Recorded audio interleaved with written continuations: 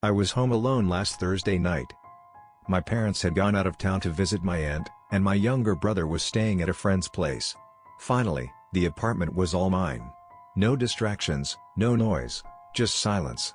I planned to binge watch some true crime documentaries, maybe order pizza later, and enjoy the peace. The evening was calm. The clock on the wall ticked steadily, and the faint hum of the refrigerator was the only sound. Outside, the streets were empty, wrapped in the stillness of late night. Around 8 p.m., I curled up on the couch with a blanket, my laptop streaming a documentary about a mysterious disappearance case.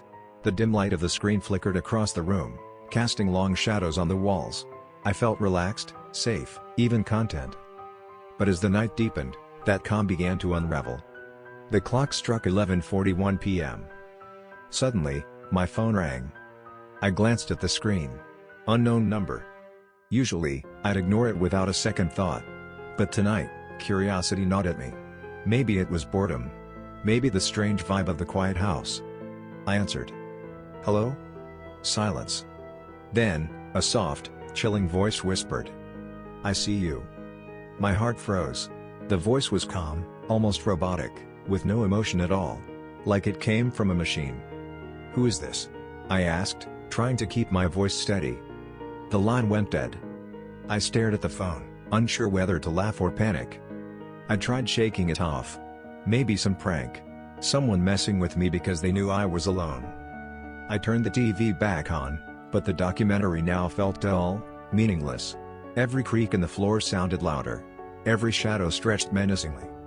I kept stealing glances at the large window behind me, the one facing the street. I live on the third floor, nobody could possibly be out there. Right?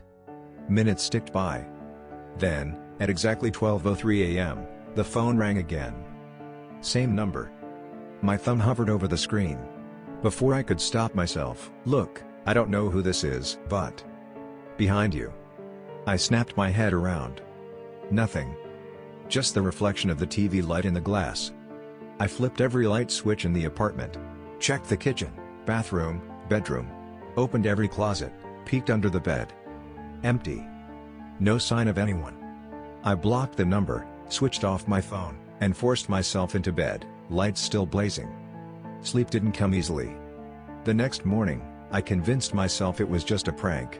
Maybe someone from school got my number. But deep down, I knew it wasn't. That afternoon, scrolling through Instagram, I saw a new message request. No profile picture. No username. Just a blank, gray silhouette. The message. "Blocking my number won't stop me from watching." I dropped my phone. Fear wrapped around me like chains. I stayed inside. Closed all the blinds. Tried not to breathe too loudly. Messages kept coming. Every night, right on time. "That hoodie looks better on you." "Don't forget to brush your teeth before bed." "Why didn't you smile during dinner?" They were watching. They knew everything. Every detail.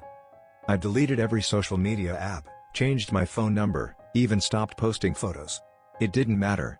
The messages came from new blank accounts, again and again. Every day felt heavier than the last. I barely ate. My sleep was shattered. My apartment, once a place of comfort, turned into a cage. I stopped answering the door. Stopped answering calls. I started hearing whispers. Faint, just beyond hearing. Sometimes, it felt like someone was breathing behind me when I sat alone. I stopped trusting my own senses. One night, a message said, "Your fridge light is out." I went to check. It was true. How? I was losing control. Last night, I woke to scratching sounds. Scratch. Scratch. Scratch. Coming from my closet. I froze.